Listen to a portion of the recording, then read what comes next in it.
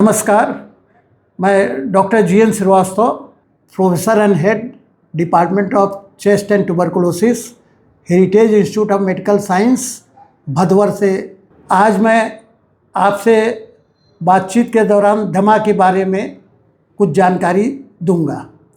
चूँकि दमा यानी कि आम लोगों की भाषा में कहा जाए तो ये सांस फूलना को ही दमा मानते हैं। और कल मंगलवार को विश्व दमा दिवस है।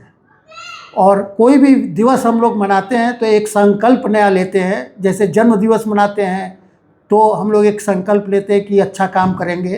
तो इस दमा दिवस पर भी हम लोग कुछ संकल्प लेंगे, कुछ अच्छी बात को शेयर करेंगे, जिससे हम लोग का उद्देश्य ये रहेगा कि जो भी मरीज़ इस रोग से ग्रसित है वो उस पर कैसे काबू पाए, या सिर्फ बचाव करके बिना दवा लिए कैसे उससे छुटकारा पाए।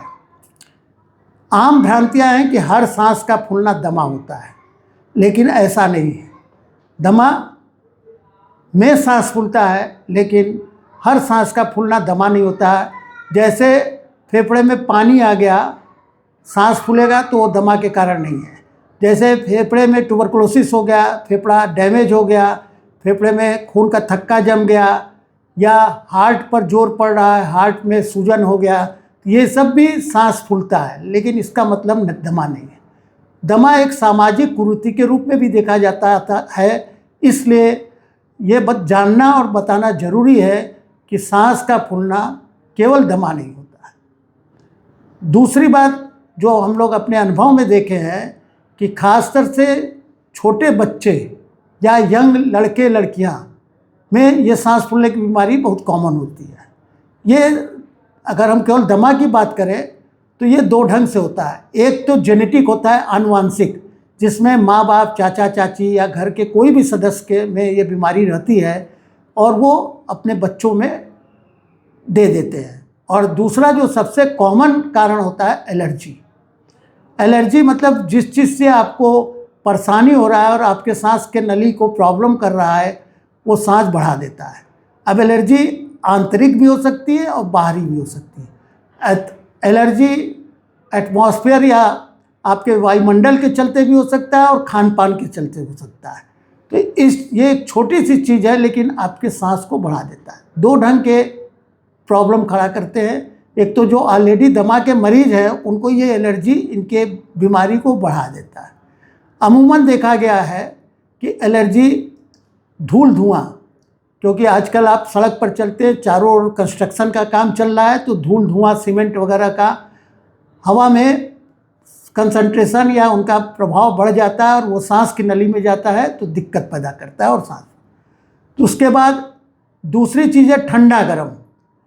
ठंडा गर्म का मतलब आजकल अब गर्मी का मौसम चल रहा है, लोग एसी में रह रहे हैं, एकाएक उसका टेम्परेचर मान लीजिए 20 से 22 डिग्री है, बाहर निकल रहे हैं तो 40 डिग्री टेम्परेचर है। तो एकाएक ये बदलाव भी आपके सांस के बीमारी को बढ़ा देता है और आदमी सोचता है कि हमको दमा का प्रॉब्लम हुआ। तीसरा है आपका अगरबत्ती धूपबत्ती।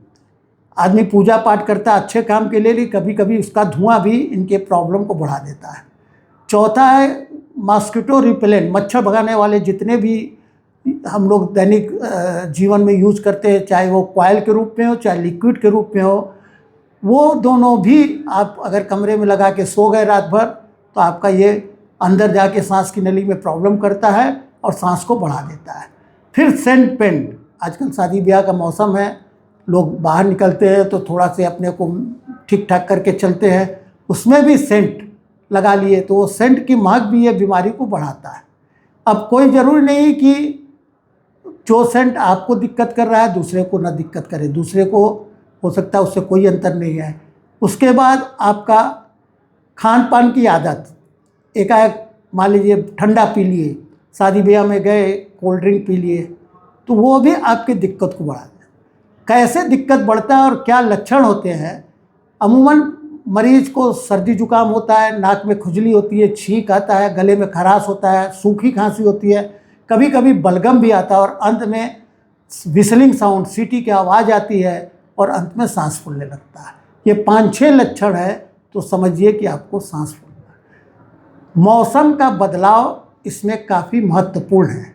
किसी समय साल में केवल 3 बार मौसम बदलता था, गर्मी, जाड़ा और बरसात। अब दिन में 3 बार बरसात। सुबह सो के उठिए, मौसम बिल्कुल ठंडा, हवा ठंडा चल रहा है, हल्का बारिश भी हो सकती है बनारस जैसे शहर में भी। और दोपहर को टेम्परेचर 40 डिग्री हो गया और रात को आंधी देके बारिश हो रहा है। एक ही दिन में 3 बदलाव आपके शरीर, खासतौर से जो दमा के मरीज हैं वो बर्दाश्त नहीं कर पाते हैं और उनका दमा उभड़ जाता है। अब उभड़ना क्या होता है ये सोचिए। जैसे अग्नि कुंड बुझ रहा है या हवन कुंड बुझ रहा है तो उसमें क्या होता है, लोग कपूर डाल देते हैं तो भभक जाता है। तो जितने भी आपके एलर्जी के चीज़ हैं वो एक तरह से आपके लिए भड़काने या उभारने के लिए कपूर का काम कर रहा है। तो आप पहले अपने एलर्जी के चीज़ों को पहचानिए। शरीर में क्या बदलाव होता है, जैसे आप अपने गार्डन में, खेत में या किचन गार्डन में पानी पाइप से डाल रहे हैं। अब पाइप में कचरा आ गया तो स्वाभाविक है कि पानी आगे उस तेज़ी से नहीं जाएगा जितना कि बिना कचरा के जाएगा। या कोई लड़का या घर का कोई आदमी का पैर पाइप पर पड़ गया तो उस स्थिति में भी पानी का फ्लो कम हो जाएगा। सेम थिंग सांस की नली में है। सांस की नली में जब ये सब अटैक होता है एलर्जी का तो हल्का से सूजन आ जाता है जिससे कि पाइपलाइन थोड़ी सी पतली हो जाती है और दूसरा सिकुड़न हो जाता है। जैसे पैर रख दिए तो पानी का बहाव कम हो गया। तो ये दो चीज़ जब एक चीज़ एक साथ हो जाती है तो आदमी को सांस, क्योंकि हवा कम मिल रहा है तो सांस का डिमांड अधिक होगा, हवा का डिमांड अधिक होगा तो सांस फूलने लगेगा और जल्दी जल्दी लेगा। तो ये तो इसके पीछे का रीज़न हो गया। अब हमको करना क्या है, तो हम पहले अपने दुश्मन को पहचाने।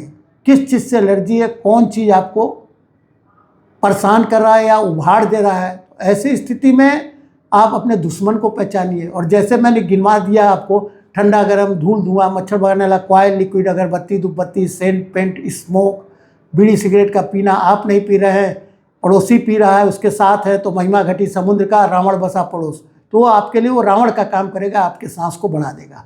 फिर ठंडा का, शादी ब्याह में गए, कोल्ड ड्रिंक मिल गया, लस्सी मिल गया, दोस्त के साथ मार्केटिंग कर रहे हैं या कर रही हैं आप लोग, तो ऐसे स्थिति में मार्केटिंग के बाद होता है कि चलो ठंडा पी लिया जाए, कोल्ड ड्रिंक पी लिया जाए, लस्सी पी लिया जाए। तो अगर आप दमा के मरीज हैं तो आप सतर्क रहिए, एकदम ठंडा मत पीजिए। टेम्परेचर 5-7 डिग्री के अंदर को तो बर्दाश्त कर सकता है। आप कार से जा रहे हैं, अगर आपके कार का टेम्परेचर एसी के कारण 20 डिग्री है तो जहाँ जाना है उसके 2-3 मिनट पहले उसका या तो एसी बंद कर दीजिए या टेम्परेचर 28-29 पर रखिए, क्योंकि बाहर का टेम्परेचर 35-40 है। तो एकाएक बदलाव ही आपके शरीर को और सांस को परेशानी कर सकता है। तो ये सब चीज़ बचाव है। कहने का मतलब आप दुश्मन पहचानिए, बचाव करिए। बचाव का मतलब आप डर के मत जिए, लेकिन बच के जिए। ये नहीं कि अब हमको सांस का बीमारी हुआ तो डरे हैं, घर से बाहर नहीं निकल रहे हैं, कुछ नहीं कर रहे हैं। आप अपनी दैनिक दिनचर्या पूरा करिए, लेकिन आप अपने दुश्मन को पहचानिए, जो एलर्जी है उसको पहचानिए। कभी कभी तो अच्छी चीज़ भी, जैसे आप फूल है, गुलाब का फूल है या कोई भी महक वाली फूल है, देखने में तो अच्छा लगा, फूल हमेशा अच्छा होता है, लेकिन ये फूल कभी कभी आपको फूल बना देता है, मूर्ख बना देता है। उसका पॉलन जब आपके अंदर जाएगा तो आपके दमा को बढ़ा सकता है। तो इस पर भी आप सतर्क रहिए। पहले अपने एलर्जी को पहचानिए, एलर्जी पहचानिए तो उससे बचाव करिए, उसके बाद डर के मत जिए, बच के जीजिए। उसके बाद तब चौथी चीज़ आती है कि आप दवा लीजिए। दवा लेने का मतलब, भगवान ने हमको लक्षण दिया। जैसे शुगर बढ़ जाता है तो लोग कहते हैं ना कि हमारा फोड़िया है, घाव नहीं पक रहा है, तो लोग बोलते हैं लगता है शुगर बढ़ गया। शुगर के मरीज को, जैसे बीपी के मरीज को बोलते हैं सर में दर्द हो रहा है बहुत अधिक, तो लगता है बीपी बढ़ गया, दवाई नहीं खा रहे। ऐसे दमा के मरीज को भी लक्षण दे देता है। जैसे मौसम बदला एकाएक तो आपको सर्दी जुकाम होगा, नाक में खुजली होगी, छींक आएगा, गले में खराश होगा, तो समझ लीजिए कि अब लगता है मेरी बीमारी उभरने वाली है। तो सतर्क हो जाइए और जो भी डॉक्टर से प्रिस्क्रिप्शन मिला है आपको उसको लेना शुरू कर दीजिए इमीडिएटली। उसके बाद भले डॉक्टर को दिखाइए और सही इलाज करिए। अब तीसरी चीज़ है कि इसमें हम लोग जांच क्या कर सकते हैं। तो बहुत सिंपल जांच होता है। एक तो मरीज जैसे ही कमरे में घुसता है, सीटी की आवाज़ आती है तो हम लोग गेस कर लेते हैं कि इसको ज़रूर सांस के, खास तौर से छोटे बच्चों में जो स्कूल जाते हैं उन लोग में ये होता है। जो बच्चे एग्ज़ाम पीरियड में होता है, स्ट्रेस रहता है दिमाग पर कि एग्ज़ाम दे रहे हैं, पेपर कठिन होगा, तो वो लोग होता है। इमोशन जैसे चेंज हुआ, कोई घर में खुशी या गम हो गया, उसमें भी आदमी रोता गाता है, उस स्थिति में भी ये बीमारी बढ़े, आदमी का इमोशन सेंटिमेंट बदलता है तो ये बढ़ जाता है। तो ये एक होता है। दूसरा एक स्पाइरोमीटर होता है जिसको हम लोग फूंक टेस्ट करते हैं, या आउटडोर में बैठे बैठा है पेशेंट बगल के कुर्सी पर बैठा है, उस पर हो जाता है, उससे पता लग जाता है कि उसकी सांस में कितनी हवा चाहिए और कितना खींच पा रहा है। तो लगता है कम खींच पा रहा है तो इसका मतलब इसको दवाई की ज़रूरत। तीसरा कुछ टैबलेट के फॉर्म में, कुछ इनहेलर के फॉर्म में। इस बार जो विश्व दमा दिवस का थीम या ऑब्जेक्ट या जो बनाए हैं कि हम लोग सबके हाथ में जो दमा के मरीज है सबको हम लोग इनहेलर दें। आम भ्रांति है कि इनहेलर देने का मतलब ये हुआ कि ये मरीज की अंतिम दवा है, लेकिन अब टेक्नोलॉजी बदल रही है। इस टेक्नोलॉजी के तहत इनहेलर आया, पहले टैबलेट है। आप ऐसे समझिए कि पहले लैंड टेलीफोन था तो आप कमरे में ही बंद होके, कमरे में ही रह के आप फ़ोन करते थे। एडवांस टेक्नोलॉजी आई, हर गांव में, हर घर में, हर हाथ में मोबाइल आ गया। काम एक ही कर रहा है लेकिन मोबाइल के बहुउपयोगी है। टेक्नोलॉजी का फ़ायदा, आप हवाई जहाज़ में चढ़े तो भी घर वाले को बता सकते हैं कि चढ़ गए, नहीं तो है लैंड टेलीफोन लेके कहाँ कहाँ घूमेंगे। तो सेम थिंग टैबलेट के साथ है। इनहेलर जो है एडवांस टेक्नोलॉजी का एक बहुत बढ़िया प्रारूप है। उसको लेने में डरिए मत कि अंतिम दवा है। और इनहेलर सीधे का सीधे फेफड़ा में दवाई फेंकता है, जहाँ इस दवा का काम है। फेफड़ा में ही काम है, फेफड़ा के कारण ही, सांस नली के कारण ही सांस फूलता है। तो सीधे हम लोग टारगेटेड, जैसे ड्रोन का हमला होता है टारगेटेड, ऐसे ये सीधे दवा फेफड़ा में जाता है और फेफड़ा को रिलीफ देता है और सांस में आराम होता है। टैबलेट खाएंगे तो सबसे पहले पेट में जाएगा, फिर लीवर में जाएगा, फिर ब्लड के सर्कुलेशन में जाएगा, फिर चारों ओर से घूमते घूमते हर जगह उसका एब्जॉर्ब होगा, जिसका कि कोई ज़रूरत नहीं है। तो डोज भी आपको 4 गुना 5 गुना देना होगा और असर भी कम होगा, साइड इफ़ेक्ट बहुत अधिक होगा। तो इसलिए आप जब भी कोई डॉक्टर आपको इनहेलर दे, आप सहर्ष उसको लीजिए, घबराइए मत कि ये तो अंतिम दवा है। और एक चीज़ और मैं राय दूंगा कि मेजॉरिटी ऑफ द डॉक्टर उनको बताते नहीं कि इनहेलर लेने का तरीका क्या है। तो बिल्कुल शर्म मत करिए कि डॉक्टर सोचेगा कि ये अनपढ़ है, इसको नहीं पता। कोई सब कुछ कोई नहीं जानता है। तो आप उनके कहिए कि डॉक्टर साहब मुझे बताइए इसको कैसे लिया जा सकता है, कैसे लिया जाता है।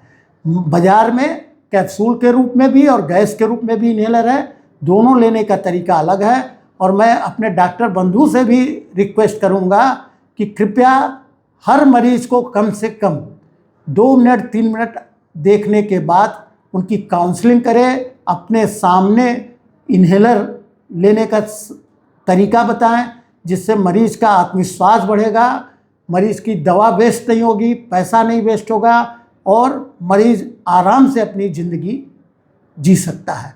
इन्हीं चंद शब्दों के साथ मैं यही कहता हूँ कि पुरानी धारणा थी कि दमा दम के साथ जाता, लेकिन अब की धारणा है कि दमा बिल्कुल क्योरेबल है, बशर्ते कि आप उसका बचाव करिए, समय से इलाज करिए, उचित इलाज लीजिए और सही डॉक्टर का सलाह लीजिए।